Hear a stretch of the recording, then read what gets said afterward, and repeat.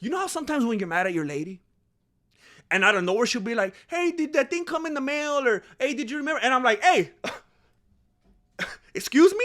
Did you forget that we're beefing right now? Don't just start talking to me about the mail. What are you talking about? Hey, did you put the mustard back in? Hey, fool, don't be talking about the mustard. I'm trying to talk about this beef. We're beefing. There ain't no timeouts. We typically have a fear of the unknown. We don't like change.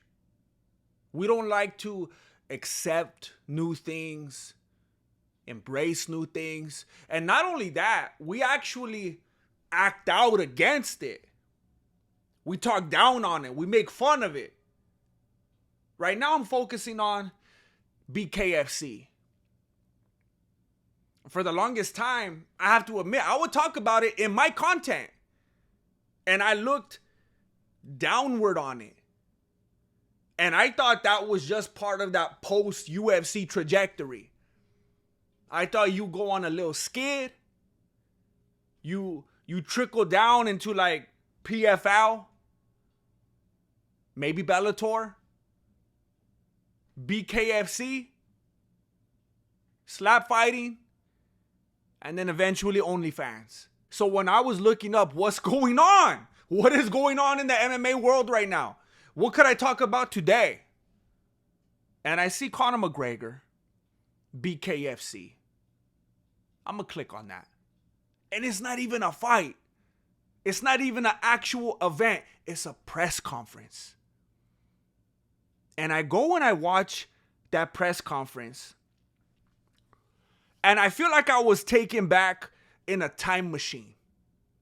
And I know you think that's silly, but that's because you don't watch my favorite YouTube channel, The Y-Files. And you didn't know that time travel is not only more than possible, they've been doing it for years. And it was like an out of beanie experience for me. I clicked onto the article and then onto the actual press conference. And it was some kind of a different conference. It was like Conor McGregor's Conference of Champions or something like that. It was a bunch of champions. And I felt like I was taken back to 1993. And some of you already know what I mean by that. I'm talking about UFC 1. And when I say that, I'm not talking about a BJJ infomercial. I'm not talking about BJJ propaganda.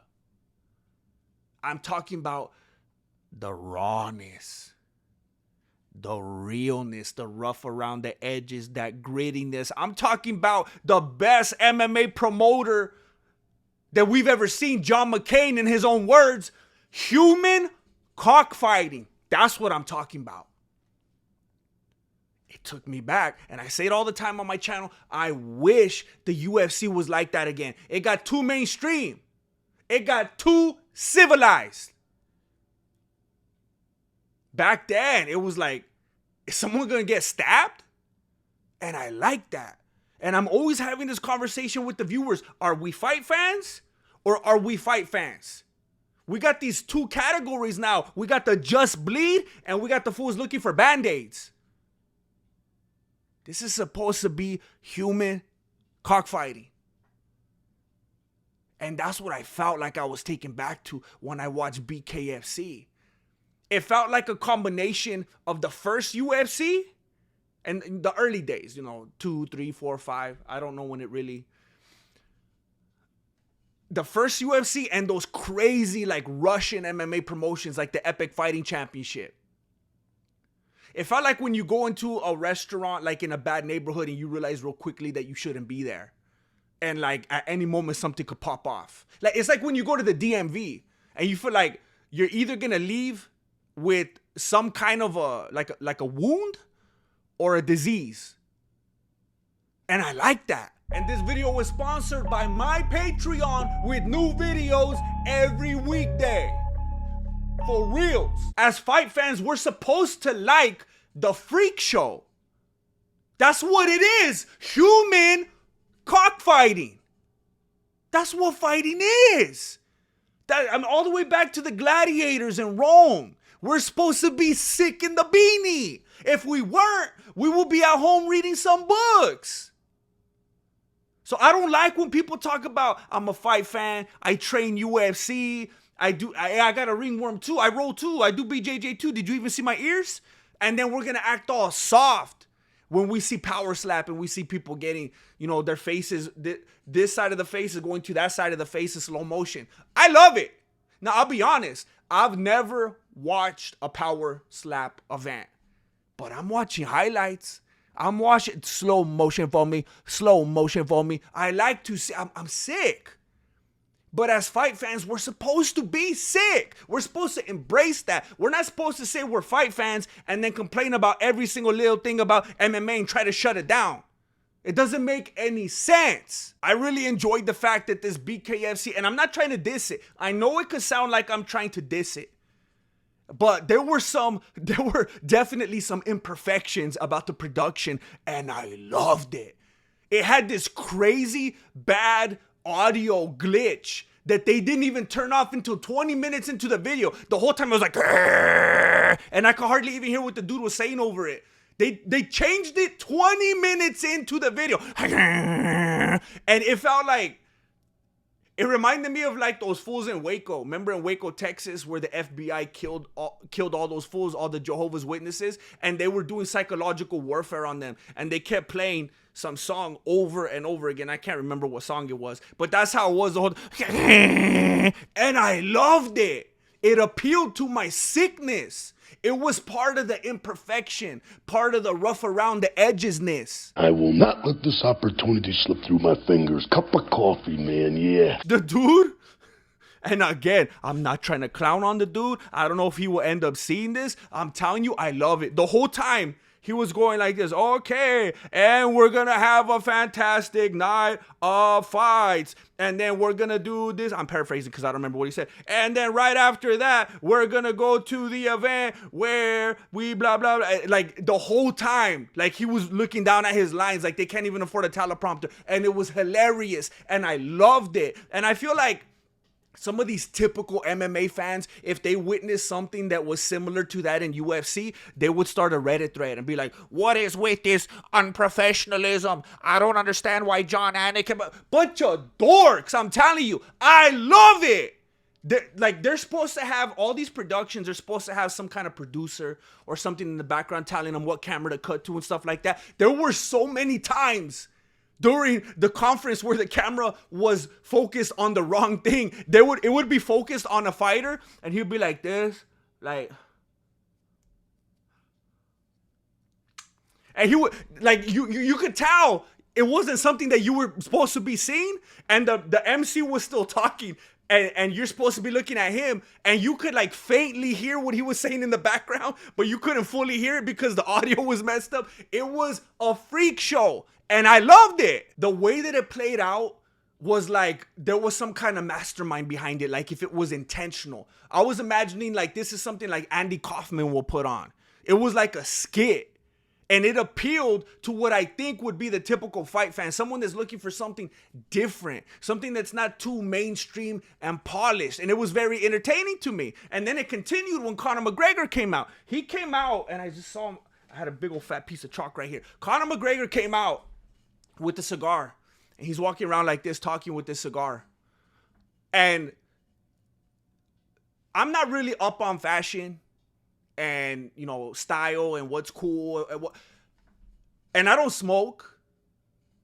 So I don't know if it's just me, but I thought it was weird that he was walking around with a big old fat cigar that was not lit. And I don't know if that's a fashion thing, a smoker thing, like you just want to have it on deck for once you're ready. I don't know if it's a rich person thing. I don't know if it's I'm coked out of my mind kind of thing. Oops, I look like an idiot, but no one's going to call me on it because I'm the boss around here. I don't know what it was, but he's walking around like this the whole time. And then there was times he had to use his hands. So I mean, I knew that it was chalk, but I knew that it was chalk, but I didn't think it would feel quite as chalky. So, I think I swallowed some of it. I feel chalky in my throat. So he's walking around the whole conference with this cigar, completely unlit. And I know that's a weird thing to focus on, but I just thought that it was very interesting because This was already such a freak show. You got this crazy, famous, wealthy dude walking around with a cigar that's not lit. It was literally a prop.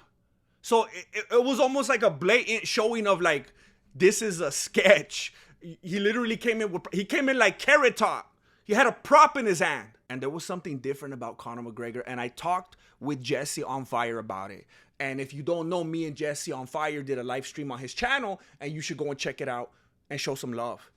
And I was talking about how I've never liked Conor McGregor. And I've always been very outspoken about it. My channel was pretty much built on me talking papas about Conor McGregor. Like, that was like the most early days. I think that was my first video. I've never been a fan. Never bought the t-shirt. Even when I was able to afford it. Wouldn't have done it.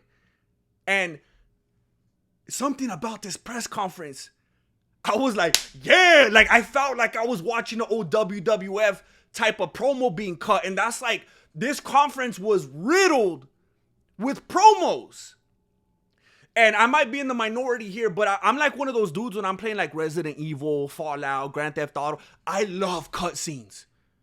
And I know you're gaming because you're supposed to be gaming. You're supposed to be the one taking. But I love when I get to a checkpoint and I'm like, oh, I just get to sit back and watch the show now. I love to see things play out.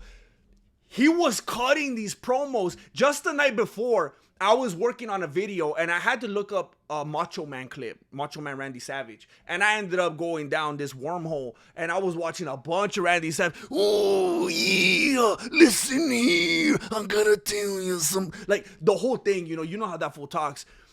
So I had him very much like at the forefront of my beanie.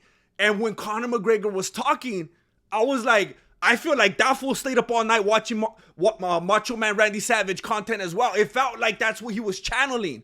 The whole thing was like him cutting a promo. And it just seemed different than before. And I don't know if it's because before he was a fighter. And typically I like humble fighters.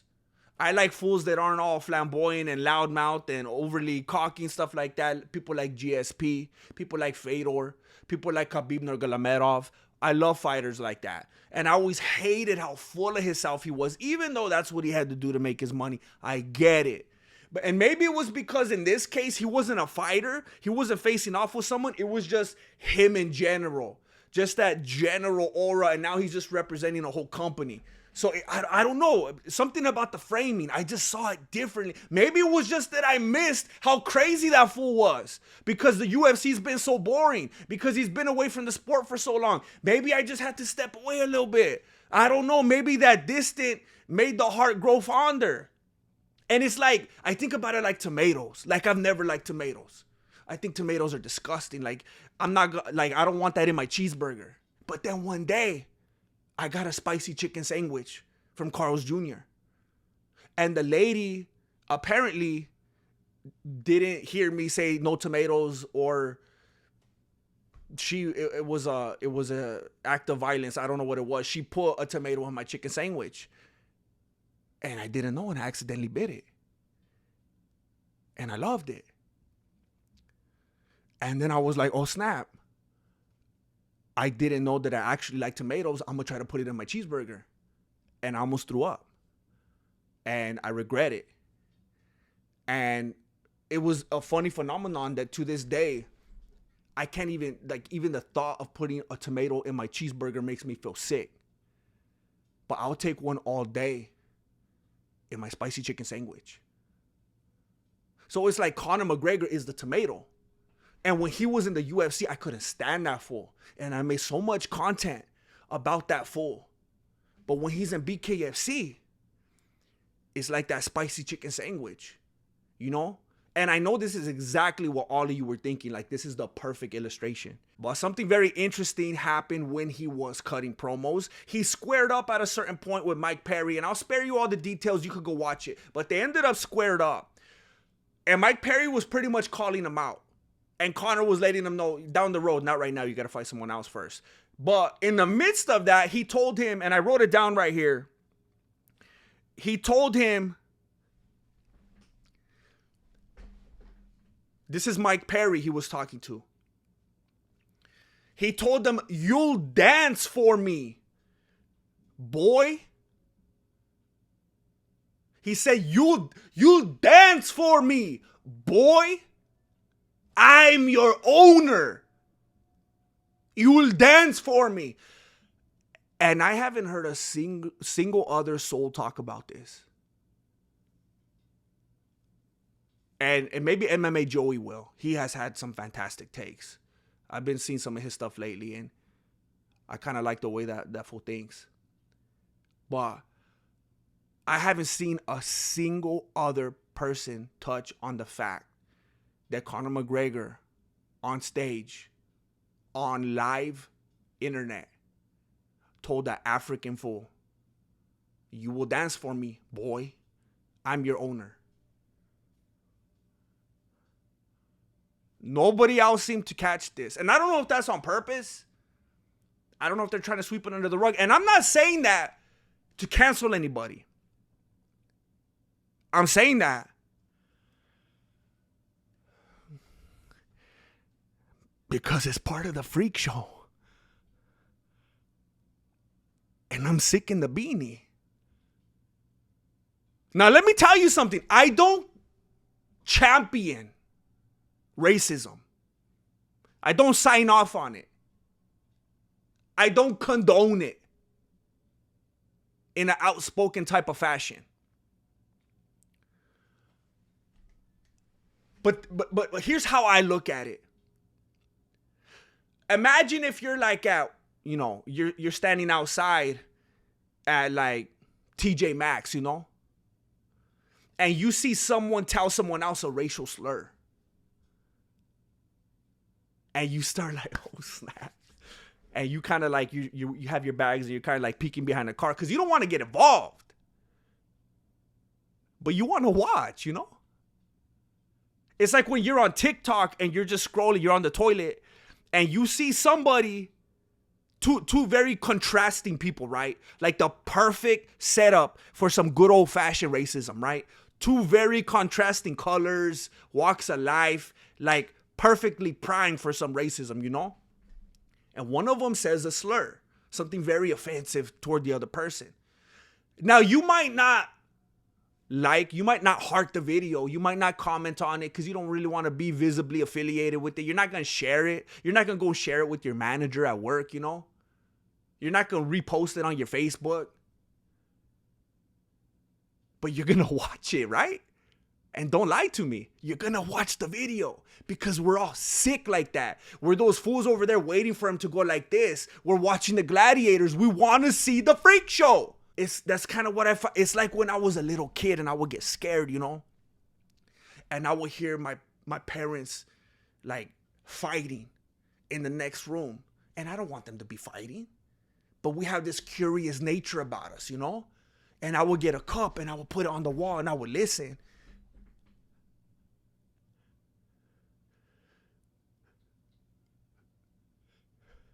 And they weren't fighting. And then that fool was trying to make me like him even more or get upset. And I'm not going to get into it. But I'm going to be like the Apostle Paul right now and I'm going to name names. Dominic Cruz, Paul Felder, Michael Bisping, Charles Sonnen, Daniel Comer. There's people out there stealing my intellectual property. There's people out there regurgitating what was birthed right here. And I was talking about that I could read between the lines and that I think that Donald Trump was down based on some of the stuff that he said to do a open tournament. Because some of the stuff was overlapping. How could we have this guy fight this guy, but then also the tournament? It's a tournament. Donald Trump is old school. He rented the VHS back in 1993. So I started putting it out there into the ether. I started talking about a tournament. Conor McGregor, tournament. Of course. But I wasn't going to get mad. I could get mad or I could get excited. And I got excited. He's doing an open weight tournament. Now, I was a little disappointed when I heard that the weight is ranging from 265 to 185. It's a little bit soft if you ask me. It's a little bit soft. If you're going to be real fighting, Nah, I don't respect the weight class. They kept talking about that in BKFC. They were trying to put that out there, trying to do that Dana White type of, like, we need more champions, we need more divisions. Nah. Don't go on that route. You're going to shoot yourself in the chancla. Do not try to be like the UFC. We need you. We need a company like you to be not like the UFC.